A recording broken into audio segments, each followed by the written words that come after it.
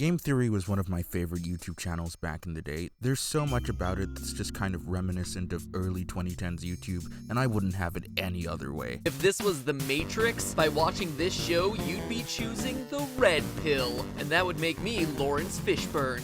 But why? Sitting down to watch a classic Game Theory video in 2025 is like revisiting an old friend. A slightly more offensive, more horny old friend. MatPat was the channel. I don't think it's even controversial to say.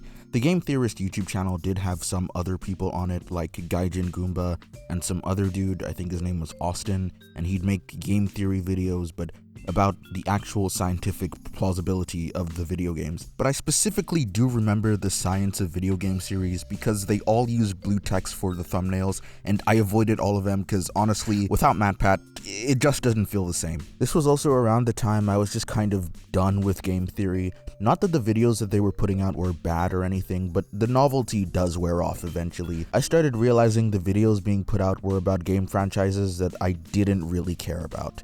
I'm sorry, I tried to keep up with FNAF lore, but it gets to a point. Those old game theory videos, I know it's probably going to sound stupid to say, but those videos were kind of special, sort of. I remember watching the Rosalina is actually Peach's daughter video and learning all about genes and attached versus dangling earlobes, and coming out of this video not just having a greater appreciation for Mario Galaxy, but feeling like I actually learned something as well. There was also another video about Sonic not being actually the speed of sound, and I remember he concluded the video by saying that Mario was faster than Sonic, and as a huge Sonic fan when I was younger, this genuinely did piss me off, to the point where I tried to see if I could calculate Sonic speed in Sonic Generations to prove MatPat wrong. I never did because I was a dumb kid, but my point is, old game theory also made you want to engage with games a bit differently, and I think this was before the Game Theorist realized that a lot of their views were kids. Hell, this might have been before the kids even made up most of their views, because, you know, they'd talk about stuff like Mario and Sonic and shit, but they'd also talk about Halo and Chrono Trigger and Dead or Alive and the best boobs in gaming. But then FNAF happened. It wasn't immediate, but slowly the videos stopped being about trying to teach science or history through video games and started being about the video games themselves. And that's fine, actually. I still enjoyed a lot of videos from this era, but it's weird to see just how much this would telegraph not just the future of the channel, but the future of indie horror games as a whole. Gone are the days when you could learn about racial profiling from a GTA game theory video. Let's talk about William Afton and all the kids he touched instead. Game theory slowly morphed into being about finding all the hidden lore in the least interesting genre of video games: mascot horror. I don't really want this. Mascot horror is probably a term you've heard used a lot more in recent years to describe a bunch of games that, for lack of better words, only exist because of game theory. FNAF proved that you could pretty much launch an entire game franchise where most of the fans haven't even played the games, and with subsequent successors like Tattletale and Bendy and the Ink Machine, oh yeah, things were about to get stupid.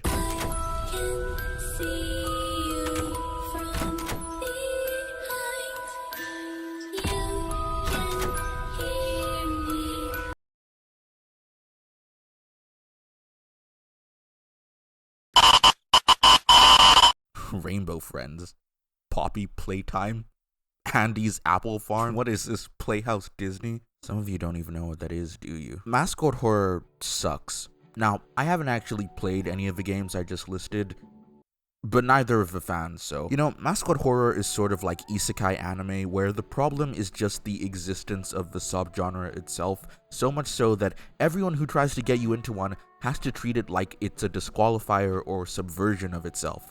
No, you see, this isekai is good because the main character doesn't own slaves. It's quite easy to tell when a mascot horror game is just going to be more of the same. They're all about taking things that are childlike and innocent and then making them to be dark and scary. But ironically enough, these games' fanbases are always full of kids, which isn't a bad thing, but you'll be hard-pressed to find anyone over the age of 13 who actually cares about any of these games. You can also just tell which of these mascot horror games are just sort of kids' games in disguise by looking up an animation meme of the game, and if you see this type of art style, yeah, it's a baby game. But you know what? I don't really mind any of this, really. There are plenty of game theory videos about games that I had never even heard of before that I enjoyed. As long as MatPat sticks around, I'm sure he'll make it entertaining. Oh. Oh no! So you know how millennials talk about Steve from Blue's Clues like he personally rescued them from an abusive home and raised them as his own? Well, that's sort of MatPat for me, and I'm sure a lot of others. Old enough to remember Playhouse Disney, but not old enough to realize that the Lego Movie was communist propaganda. And then on January 9th, 2024, MatPat announced his retirement. And it was devastating. The channel wasn't being abandoned or anything. There would still be videos uploaded, not just to Game Theory, but all the other Theory channels as well. But MatPat would mostly be moving on, and so he wouldn't be hosting videos anymore. And I honestly think he handled it as best as he could. He didn't just introduce a bunch of new hosts, he had been slowly integrating them over the last 2 years, and I'm pretty sure some video scripts were even written by them, but man, I don't know. The post-retirement videos aren't bad, they're practically the same. It's just not going to do it for me when I personally don't care about Scrimbly Bimbly's Wacky Funhouse or whatever mascot horror game they're talking about. I have nothing against the new host, he's alright, but it really puts into perspective how much a personality can carry a channel. Because even though MatPat loves to say the Game Theorist wasn't just him, and he's right, it's kind of hard to imagine the channel without him. Other Theorist channels are marginally better for me, just cause I think some of their videos can work without MatPat. I don't know, honestly, I've never watched a lot of food theory, and apart from the introduction video, I've never watched style theory either. This is a surprisingly similar vibe to the Emma outfit that we just wore. Basic top, basic pants, and sneakers. What I'm learning is I'm not a basic lady because this is so beyond what I would normally wear. And yes, And this is so beyond what I would normally watch. This video is actually pretty good. It's just like I don't care about fashion or any of the YouTubers she's talking about, but like this video is it's well edited, it's engaging, it's like, you know, it's all right, it's good. Although I'm still confused is like why they would do style theory as the fourth one, because I cannot imagine there is much overlap between like all the 12-year-olds who are watching Game Theory for Poppy Playtime theories and like people who would want to see stuff about style, but I appreciate the diversity in the content that they choose to put out. So as I mentioned, Arthur and Delilah get their loan in 1984. 84? They can't be serious. This cannot be real. And from there, they set up the Garden View Centre as a children's educational centre and museum. What it was a museum of back in 1984 is unclear exactly, but based on 2 Polaroid photos dated 1988, what is clear is that these characters were originally designed as a selling point for the centre. Unlike other attractions, the Garden View Centre didn't have just people in mascot costumes or cuddly animatronics. They had living, breathing versions of the tunes that kids could come to. This is I'm getting hung up on the 84 thing, but this is like just shows the the degradation of mascot horror, because I'm looking at this, right, and what actual reason would the lore have to set the past events in 1984? What relevance does that have to the story? It's just a trope. And I know I haven't played this game. I know this is like my weiß, es ist unser Job, ihm zu helfen, aber ich glaube, der Typ ist ein hoffnungsloser Fall. Hat sich doch längst entschieden. Verschwinden wir lieber von hier, solange wir noch können.